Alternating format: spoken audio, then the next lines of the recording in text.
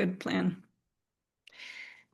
So, good morning, everyone, and welcome to our Maitreya Association for Buddhist Campus Chaplains Professional Development Series, October 2025, in which we have invited Dr. Pierce Salguero to speak about meditation sickness.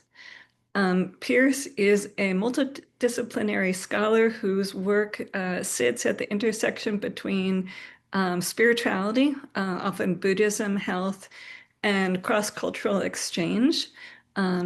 Pierce has a PhD in the history of medicine from the Johns Hopkins School of Medicine and is teaching at Penn State University's Abington College. He has been the editor-in-chief of the journal Asian Medicine, and he's contributed quite a lot to our field, being willing to work in that liminal place in between disciplines is often, there's a very particular kind of marginal creativity that's possible. And I think Pierce has quite a lot to contribute to our discipline as well. So without further ado, Pierce, please go ahead. Yeah, thanks. I like the way that you phrase that. That's actually I feel seen by by that introduction. So thank you. Yeah, sometimes it's like we don't know what this guy's doing. He's kind of like out there on the fringes doing some weird stuff. So yeah, I appreciate that. Yeah, it's good to see everybody. Thanks for being here. I'm going to start sharing my screen, which means I won't be able to see most of you in just a moment. But wanted to just take in the view here and say hello to everybody and thank you for coming in on Saturday. I don't know, Jihan. I'm good to stay longer than the hour if people have like questions or discussions that they want to do. But I take my remit to like present 40 minutes and then have 20 minutes of Q&A, and I'll try to stay on time. And then, if people want to have more discussion than that, I can hang out. So That's um, that's great. Thank you for your generosity of spirit. yeah, well, let's get going with the screen share here. So good. I'm assuming everybody can see everything's good to go, right? Let me know if it's not. I'll have my another screen with my email address at the end, so you can take that down later. But let me just jump in and quickly let you know sort of who I am, what kinds of knowledge and background I have, and what I don't have, just so that we can kind of be on the same page about what I might be able to provide and not provide today. So this is a quick little visual CV of the books that I've published, as well as one kind of online multimedia and documentary film project at jivika.net. So the books are, I've written a lot of articles and other things too, but I just wanted to sort of give you a sense of, the repertoire that I have is primarily as an anthropologist and a historian. So a couple books on Buddhist medicine in medieval China, medieval East Asia, some ethnographic projects on Thailand and contemporary U.S. And then across the top is a 3-volume set, 2 anthologies, and sort of a summary book on global history of Buddhism and medicine. And then recently, this edited volume, Buddhist Healing in the Modern World. So I've really tried to bring together a large number of scholars in this area of Buddhism and health, Buddhism and medicine, both historically and today, primarily focused on Asia. I do have a side project, in the United States, primarily there working with Asian American Buddhist communities. It's, that are kind of non-English speaking environments. So that's really kind of my area of expertise, and you won't see anything on here related to my background in psychology because I don't have any nothing here related to my background as a medical doctor because I'm not one. Nothing. And I do have some books written, sort of more popular facing books, kind of introducing Buddhism, introducing spiritual practice, and so forth. But I'm also not a Dharma teacher in any sense. So I'm coming before you from positioned within a particular wearing a particular kind of hat. So I do have this transdisciplinary interests and involved in a lot of those conversations. It's one of the reasons why I'm here. But when I'm in those kinds of conversations, I bring my own particular specializations and skills, and then kind of draw the line at where the places that I am less familiar with, and will happily defer to other people who are more specialized in those areas. So all of that's just a long way of saying that I'm here to share what expertise I have, and don't want to necessarily present myself as having expertise that I don't. Um, so the topic of whether meditation is safe for everybody to participate in, and under what conditions it might be unsafe, is a topic that I think has really taken off in recent years. Many of you are probably aware of Willoughby Britton and Jared Lindahl's Varieties of Contemplative Experiences project at Brown University. This ran from initially kind of some research gathering started in 2014, publication started in 2017. The project just is winding down this year. I believe it's now officially complete.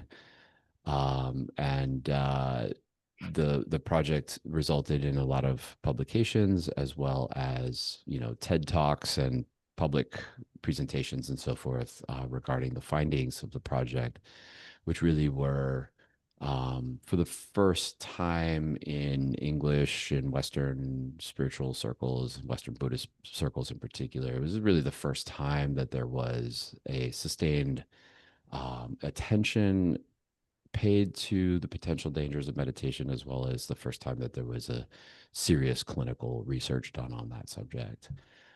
So the research project Willoughby Britton started at Brown has wound down, but engaged the engagement, her engagement with that topic has continued through the Cheetah House organization. Some of you, I'm sure, are familiar with this organization, which is now a kind of consultation services for people who are suffering from what they call meditation related adverse events or effects with impairment in functioning. And so she's involved continuously with this organization, has brought in a number of other therapists and peer volunteers and so forth, and they now have this organization that continues to build on the research work, and also do a lot of PR, public facing PR. So another kind of like area, or another sort of vector for this idea to go out into the general public about the dangers of meditation has been Daniel Ingram, controversial figure. Maybe you have opinions about him that I'm not sure, but he has been personally, and also through the creation of a nonprofit organization called the EPRC, he has been involved in pretty extensive efforts to raise awareness, to normalize what he's calling emergent phenomena, which overlaps significantly with meditation related adverse effects. And he's specifically also looking to stimulate research by getting funding and generating research grants and agendas and so forth in this area. He's also been on like hundreds of podcasts talking about this for many years now. Some of you will also be aware of the coverage in high profile media outlets, the podcasts in Financial Times. There's been articles, in The Guardian, Huffington Post, et cetera, et cetera, et cetera, that have been kind of, introducing to the general public the idea that meditation can sometimes have these adverse effects. And overall, a lot of, explicitly, Willoughby and Jared and Daniel have all called for something like what the warning label that you would have, or the informed consent that you would have with any other healthcare intervention, right? So, whether you're having surgery done or you're taking medications or whatever, you would be aware of the potential for side effects, and you would engage in that activity only with having been fully informed about what the possibilities are. And so that seems to be kind of the general point of consensus around these different advocates, is that just, meditation practitioners should be more aware of the potential dangers, and they should have a full understanding of what might take place. So what might take place and where we are at with the research here is it's a little bit unclear what exactly people are talking about when they're talking about these dangers of meditation. So a lot of other researchers have followed suit coming in after Willoughby and Jared had sort of established the field, and they're looking at these questions, but everybody seems to be measuring something a little bit different. So there's the meditation related adverse events, adverse effects, abbreviated MRAEs. There's more general terms like challenges. There's more specific terms like harm. Depending on what exactly the scholars are measuring in their published research, they are coming up with numbers that range from 3% to 58%, is what I've seen, saying, either 3% of people are going to experience these effects, or 58% of people are going to experience these effects. It really kind of depends on exactly what they're measuring, what they're considering to be, a potential danger, what the prevalence is. So just to give you one example from one recent study, this was a meta study that surveyed all of a bunch of other studies that were done and kind of gave us a bird's eye view of the literature. In this article in 2020, Farias listed out some of the most common adverse events that he was interested in cataloging in his study. Just to give you a sense of what some of those are here on the screen, there's kind of everything from suicidal behavior to re-experiencing of trauma to increased stress and anxiety and so forth. And there's the percentages of people who were reporting that they had this effect arise, according to this meta study. So something that's interesting here for me as a scholar of Buddhism, and just kind of a note of caution and kind of interest that I want to raise, when I look at lists like this of adverse effects, for me, some of these items on this list look like they might be biomedicalization or pathologization or reinterpretations as symptoms of effects that are actually within Asian Buddhist traditions are actually listed as desirable effects of meditation. So some of you, I'm sure, are familiar with meditation traditions that will advocate for, uh, non-self, or the deconstruction of the self, which might be in this kind of biomedical model interpreted as dissociation or depersonalization, right? The Buddhist meditation practices might be very much focused on, processing trauma, or having trauma come up, or having fear and terror be a recognized stage in the process of the progress of insight, for example, in Theravada. I know of many Buddhist traditions in East Asia and Tibet in particular that are, that talk about visual, auditory, visions of the Buddhas, visions of Pure Lands and so forth, as spontaneous visions arising as being a sign of attainment, of a certain level of attainment. Of course, cognitive anomalies can refer to all kinds of different things, but I mean, in most Buddhist traditions, I think. Uh, Transforming the way that you think is very much part of what is being advocated. So I think this leads us to some amount of confusion and kind of mismatch between more scientific or clinical approaches to the dangers of meditation versus Buddhist kind of communities and Buddhist ideas about what meditation is all about. Part of this disconnect is probably due to the fact that the general public is normally thinking about meditation in terms of stress reduction only, whereas Buddhism is thinking about meditation as being a profound transformative practice. Britain's lab has taken what is known as a person-centered approach, which is really to think about what are the goals of the individual person as they're getting into meditation. What levels of resourcing do they have? What is their own worldview? What is their own idea of what they're trying to get out of meditation? How much do they understand? What are their goals and so forth?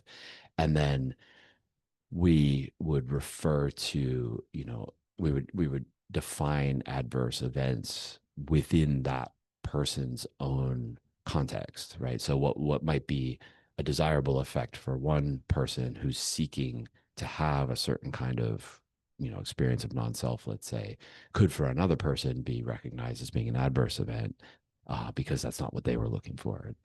Um, so all of this on this slide is to say that there's a very kind of messy, very lots of gray areas, and it's not just a black and white question of what are the dangers of meditation. So as we enter into this conversation, right, there's a lot of nuance and a lot of challenges in communication just between different researchers, different fields, different types of scholars, as well as with meditation teachers, Dharma teachers, and the general public, just to be really explicit about what it is that we're talking about and how we're talking about it and what the consequences are and what the larger meanings are, as we enter into this conversation. Um, so, with all of that as the background, I have noticed myself, looking at Buddhist responses to the clinical research, I have noticed a lot of pushback. Willoughby herself, as well as other researchers in this space, have talked about being personally attacked, being, whether on social media or through, actual private communications, having a lot of negative feedback, including some pretty disturbing, violent kinds of, communications from people defending Buddhism, defending Buddhist meditation, against this kind of research. There's also been a lot of publications in different kinds of venues, popular Buddhist venues, kind of pushing back against the idea that Buddhism might be, uh, Buddhist meditation might be bad for you or might be dangerous in some ways. So I've kind of, this is just my own observation as I've, anecdotal observation. This isn't hard data, but just as I've looked at these articles and these discourses pushing back against the research, not specifically only Britton and Lindahl, but other researchers and other kind of advocates in this space, I have noticed some common themes in this pushback. One of the common themes is that these clinical researchers are misunderstanding or misrepresenting the Dharma, like Britton and Lindahl and other people like them, and Daniel Ingram and so forth. They just don't know what they're talking about. Another common response is to attribute whatever adverse effects might be happening to the lack of skill of the teachers involved. So, if students are experiencing adverse effects, this must be because the teachers don't know what they're doing. The teachers don't have high enough attainments themselves. The teachers are in some way illegitimate. Another kind of common theme in the pushback is that these kinds of events happen when the students themselves are unprepared. They might be, maybe the students don't have enough cultural context, they don't have enough doctrinal context, they don't have enough preliminary practices under their belt. They jump too far, too fast into retreats, etc. And another kind of pushback, that centers on the students is that, meditation is perfectly safe unless you have some kind of latent psychological issues, in which case, maybe that's the problem here. On the whole, the general attitude, my summary of the general attitude of the Buddhist response from, meditators and teachers and Dharma centers and so forth, is that, serious meditators, people who are serious about Buddhist meditation, that are practicing with legitimate teachers, within legitimate lineages, who have proper preparation, who have been properly screened for any kind of psychological issues, just don't need to worry about this issue, that this is not a thing. So some of you may disagree with that characterization, and I'm happy to hear that it when that's not the case. But just kind of moving forward from that, I wanted to kind of bring my own kind of larger more comparative cross-cultural perspective into the conversation here. So the first thing I'm going to say is that the idea that spiritual practice or serious spiritual engagement with spirituality can cause uh, problems, health problems, is not at all unique to this research on Buddhism. There's actually been within Western discourses, within Western spiritual communities, there's been knowledge about all kinds of potential dangers of engaging in spiritual practice for that we've known about for decades or longer. So we have in English in our spiritual communities ongoing conversations about adverse effects related to qigong and other kinds of energy work, adverse effects specifically related to kundalini. There is something called Jerusalem syndrome that is well known. Hospitals in Jerusalem routinely admit people into their psychiatric ward who are having psychotic breaks just seemingly just because they completed a pilgrimage or completed a trip to Jerusalem. It's a known phenomenon in that area. And there's a very well known kind of phenomena referred to commonly as spiritual emergency that was identified in the 1970s within the field of transpersonal psychology. And this is kind of like a household word among many contemporary practitioners of spirituality in the West. So the idea that engaging in spiritual practice can have these downsides is not at all new in the West. It just may be new within Buddhist circles. But myself as a scholar of Asian Buddhism in particular, as I have kind of been aware of these conversations happening around, I first became aware of Willoughby and Jared's work back in 2019 and became aware of some of the pushback they were getting and so forth. And my thought always was, well, what did the Asian Buddhists have to say about this? Where are the non-Western, non-English speaking voices in this conversation? Because the conversation is entirely Western clinicians studying Western meditation practitioners, in English, publishing in English, and then Western Buddhists and meditation teachers publishing in English, responding. And so I became curious about what the larger Asian Buddhist community has had to say about these particular questions.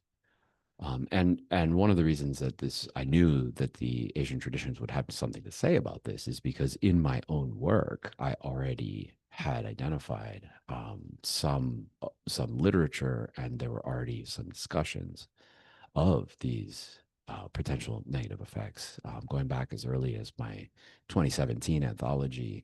And moving forward, I have been working with scholars who have been talking about things that in Chinese or Japanese are referred to as Chan sickness or Zen sickness, things that are referred to as wind disorders within the Tibetan and also the Thai tradition, and other conditions related to a Buddhist practice gone wrong or dangers of Buddhist practice or how problems can arise within Buddhist practice. So this material is not only in my books, but it's actually scattered here and there around the scholarly literature. I did a little bit of a lit review and discovered that people have talked about this. Scholars have mentioned this in passing in various places, but nobody had really kind of like dug into that question per se. Scholars hadn't really kind of articulated clearly what the Asian traditions had to say about this topic. Nobody had really sort of like focused on that and really showcased that. For what I could tell, the sources that had been brought out seemed to suggest some similarities with the clinical literature. And I thought this is kind of worth pursuing. And so what I decided to do, this was back in 2023, I wrote an article that kind of outlined this research agenda and started to work on that. And now I'm happy to say that I can announce that the project will be published in April of next year. The project is a compilation of translations from around the Buddhist world both historical texts, also contemporary interviews with practitioners from all across Asia. 25 contributors, collaborators on this project, and we have collected all of this material together, translated into English, and we're going to make it available to the public. It'll come out as an academic press publication in 2026, and 1 year later, it will be free, available as an ebook online for everybody. Following that, there's going to be a second book, which will be a collection of essays written by scholars that kind of give more historical context and contemporary cultural context. But the important step of releasing the actual sources themselves will take place, within the next 6 months. So I'm here to share a little bit about kind of a preview of this project. So I've just explained kind of the background for the project, why the project's being done, and now I can give you a little quick snapshot of, what exactly it is that Asian Buddhists have had to say about the dangers of meditation. So I want to give you very quickly a sense of the range of the sources, just so that you know kind of what I'm going to talk about, where it's coming from.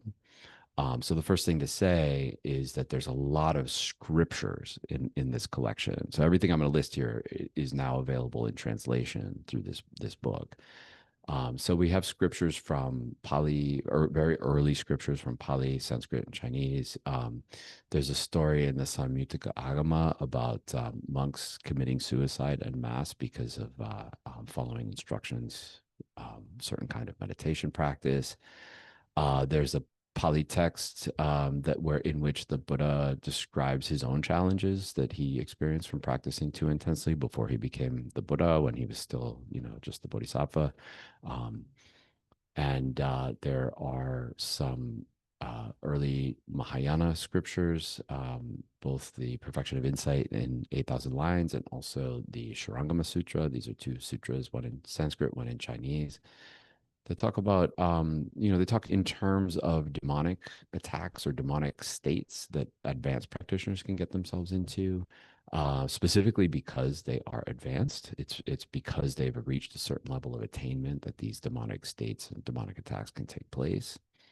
I think most of us here probably would agree that, the Buddhist descriptions of demonic attacks are often quite comparable to contemporary Western notions of mental illness, mental health crisis. So that's sort of the assumption that we're making there. Early Chinese sutra on madness, as well as physical ailments being caused by all kinds of different things that might arise in meditation. There's detailed writings by Chinese meditation master Zhi Yi, who founded the Tiantai school or Tendai school of Buddhist meditation, which is a precursor of Zen. So his writings become very influential within the Zen tradition ever since. And he spends a lot of time talking about these particular symptoms as well as treatments for meditation sickness. There's detailed treatments in the Tibetan writings. There's a whole category of Tibetan writings called Geksel, which are obstacles to spiritual practice. They include all sorts of different obstacles, but among them are mental and physical health issues. So that's in terms of the scriptures. These are all canonical scriptures that are included within the canons of the different Buddhist traditions: Pali, Sanskrit, Chinese, Tibetan. Beyond that, we have a lot of historical and contemporary accounts beyond canonical. And so these include discussions of Zen sickness in the autobiographical writings of the famous monk Hakuin Ikaku. There are descriptions of symptoms and treatments in Chinese medical texts. This is really interesting. So Chinese doctors writing about the acupuncture treatments, herbal treatments that they gave to Buddhist meditation practitioners who suffered from illnesses related to meditation. So it was known not only within Buddhist circles, but also outside of Buddhist circles as a thing that could happen. There's a really fascinating autobiographical account of the symptoms that was written by a Japanese practitioner named Kurata. There's discussions by Siayi Ubakin, who is in some ways the father of modern Vipassana, writing about these kinds of events taking place within at his meditation retreat center. We have contemporary instructions on what to look out for by a number of different Zen practitioners or Zen masters from around East Asia. They're, in many cases, drawing from the writings of Juri, who I mentioned in the previous slide. And then there's just too many things to mention here, but just in terms of ethnographic accounts, scholars who have spent time in various Asian countries, who had contacts with, or longstanding relationships with meditation teachers, and asked them, approached them and asked them about this topic, and then kind of reported the interview transcripts. And we have these ethnographic accounts from Myanmar, Thailand, Japan, Nepal, Tibet, from Tibetans outside of Tibet, from Chinese American community, as well as one final chapter where Willoughby and Jared share 3 transcripts of some of the participants in their own study.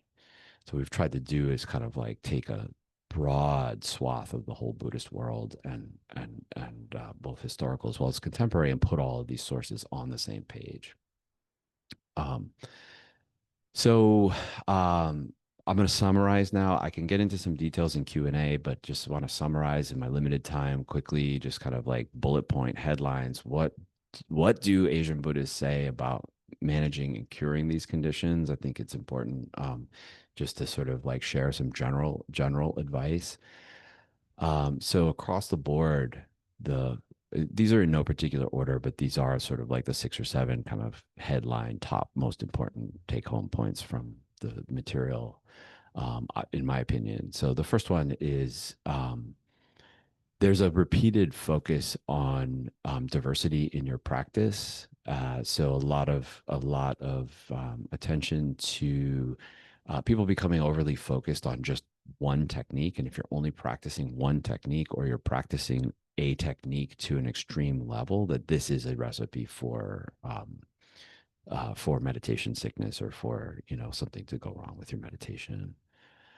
A second common area of advice is that these emergent phenomena, by which I'm borrowing Daniel Ingram's term here to just mean like kind of any kind of anomalous, weird sort of thing that happens, whether it's good or bad, whether it's light or dark, whether it's your visions of Buddhas, or demonic realms or whatever, just to really not take any of it too seriously, not to invest too much meaning in it, and either positive or negative. So if you're reacting to those by thinking, oh, I'm going crazy, or if you're reacting to those things by saying, oh, I'm enlightened, then either way it's going to be bad news.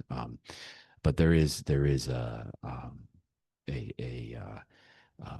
kind of an underline under the especially don't take them as indications of enlightenment, becoming sort of convinced that these effects are signs of progress, and that you really lean into them and you continue to really chase after them and really magnify them, that can become a problem very quickly.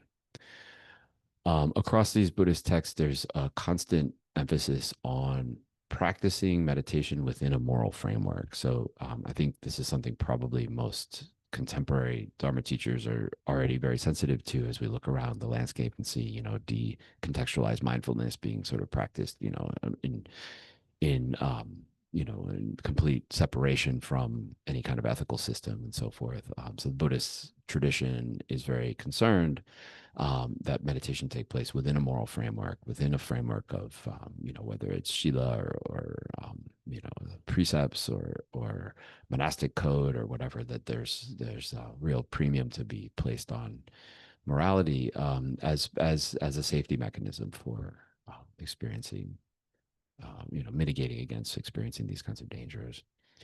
There is a lot of focus also on relying on experienced teachers, not necessarily any old teachers, but teachers who specifically know about meditation related dangers. So there's a lot of stock placed in having experienced people guide you through these problems if they do arise.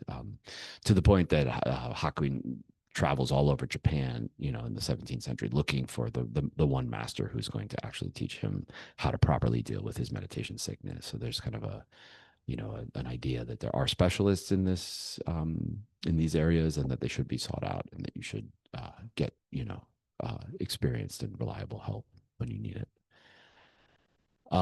Something that is another common refrain that I think is really significant is that a lot of the texts are pointing out, really, really kind of detailing the potential signs of danger so that you can identify them as they arise in your practice. And they advocate switching up your practice when these symptoms arise. So if you're unaware of the potential dangers of meditation sickness, you're unaware of what the symptoms are, particularly if you're chasing after these emergent phenomena, thinking that they're indications of progress, right? And you're just sort of like oblivious to the potential dangers, then that's a problem. But if you are aware of the potential signs of danger and you see them coming, then these texts are advocating that you switch up your practice so that you can deal with them in situ, right? On the cushion, in the moment, pivoting to be able to, neutralize the potential dangers, or pivoting to be able to, have more balance in your practice and so forth. So Zhi, for example, advocates pivoting. If you're doing too much shamatha and you start to have these kinds of practices, pivot to a type of vipassana, pivot to a type of visualization meditation, pivot to a type of other kind of practice. Or if you're getting the trouble from, experiencing these symptoms, then you should pivot to that. And he's got a whole sort of like, detailed kind of system for recognizing what's going on and pivoting to be able to provide balance. And then there's a pervasive theme that I've noticed also across many of these texts, with focusing on the lower part of the body, whether it's placing your attention on the lower part of the body, or visualizing something running down your body, or it's visualizing a space underneath your body, focusing on your abdomen, focusing on your feet. There's a lot of attention paid to the bottom half of the body. I'm going to call this grounding. I think that's a sort of a contemporary term for this kind of thing. And just to give you one example, is that Hakuin Ekaku, after looking all over Japan and finding finally the master who's going to teach him how to deal with his meditation sickness, the solution is what's called the melting butter meditation, where the idea is that the way he explains it is you visualize a lump of butter on the top of your head melting and sort of like streaming down your body. It's kind of a downward body scan, you could say, feeling the sensations of the butter kind of like soothing your skin, and gradually moving further and further down your body until it reaches your feet and goes down into the ground. So this kind of like visualization with a body scan, with a focus on downward sensations going down into the ground, is one example, quite a famous example actually, of how to deal with meditation sickness. And there's many, many, many other kinds of downward focused kinds of practices that are mentioned across these texts. So just a taste of what the various kinds of approaches are. As I'm getting near the end of my time here, I just quickly wanted to kind of just highlight a couple things. Maybe it's already implicit in what I've talked about, but just sort of like underscore a couple things, how I think this material can really help to inform Western ideas about meditation. How does engaging with Asian texts, engaging with Asian teachers and traditions, how does this change the way that we think, the way that we approach things today? So I think something that we can definitively say after looking at all of this material is that meditation is not a panacea after all. Any discourses out there about how meditation is a one size fits all wonderful technique with no possible side effects that everybody should practice, and it's only good in the beginning, middle, and end, it's a fantasy. This is not something that the Buddhist tradition itself would the Asian Buddhist tradition itself would condone. I think we can definitively say from these texts that potential side effects are not due to the teacher's qualifications or lack thereof. So, in one case, the monks are driven to commit suicide by practicing a meditation technique on the advice of the Buddha himself. There are other cases where other well-known famous teachers are teaching, and they're Sagi Wikin, for example, and their students are experiencing these difficulties. So these texts are not drawing into question the credentials of the teacher or the teaching methods of the teacher. Um, so it's not to say that skill guidance isn't helpful, but the opposite isn't true, that the meditation sickness happens because of bad teaching. Another thing we definitively say from looking at these texts is it's not about the student's level of proficiency or preparation or pre-existing conditions either. Those can be factors, but that's not the determining factor. So, for example, the Buddha in previous lives, the Buddha who has been preparing for eons, who's supposedly the presumably the most well prepared meditation student ever, also experienced difficulties in his own pre awakened practice. There's all kinds of other very adept practitioners who experience these difficulties along the way, and there's some texts that say that it's specifically precisely when you attain a certain level of proficiency, that's when the problems will start to arise.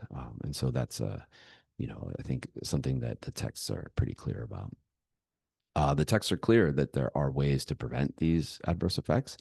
The texts are clear that if they do arise, there are ways to address the symptoms. The problem is, though, I think that many of these methods are actually difficult to translate into our modern Western context. So, I've done my best here to sort of like quickly summarize top level sort of bird's eye view of this material, but when you actually read this material, it's quite complex, coming from very different worldviews, very different language, very different medical ideas, very different kinds of sort of epistemologies and ways of knowing and so forth, that really may or may not sync up well with modern Western epistemologies and modern Western ideas about health and wellness and so on and so forth. And so it's there's some amount of difficulty, and just we can't just say, oh, so therefore we're just going to do what the Buddhist texts say. There's a lot of translation and interpretation work that needs to take place there before we can say that these practices are able to be helpful in the Western context. But that's exactly the question that I'm interested in exploring. So having sort of led the translation of this material, I'm now pivoting to having conversations with clinical researchers, neuroscientists, psychologists, psychiatrists, Dharma teachers, practitioners, and people like yourselves, to start to explore, can this material potentially be translated into a Western context? This material, these Asian perspectives, can they be helpful for Western practitioners? If so, how do we go about bridging the gap here, and doing so for the benefit of everybody? So that's the end of my presentation. You can take a quick screenshot here if you're interested in my email address, my website. There is a kind of a statement piece and a call to action that I published in 2023 that's free, available online. The QR code goes to that. The link goes to that. It's a little bit much to type, which is why I put the QR code there. And that is sort of kind of outlining what could be done. And I specifically talk about 3 Chinese Buddhist texts. That's my own area of linguistic expertise. So I talk about 3 Chinese Buddhist texts there and detail them. One of them is Zhiyi's text, which I think is really worth checking out. There's a couple other ones. So I get into some of the details of what these particular texts have to say about the causes and the symptoms and the treatments for meditation sickness. So I we'll put that out there in case you're interested in reading something now. And then in April, the meditation sickness source book will be published with the University of Hawaii Press. You can follow me on whatever social media or my website. I have a newsletter there that you can subscribe to be alerted when that comes out. No doubt I will have some kind of coupon from the publisher, and it'll be, available for purchase in 2026 in April, like I said, and then a year after that, it'll be free online, available for everybody. Meanwhile, I mean, I'm happy to chat with you all. Like I said, I can stay late and we can, um, you know, continue the conversation here as long as you guys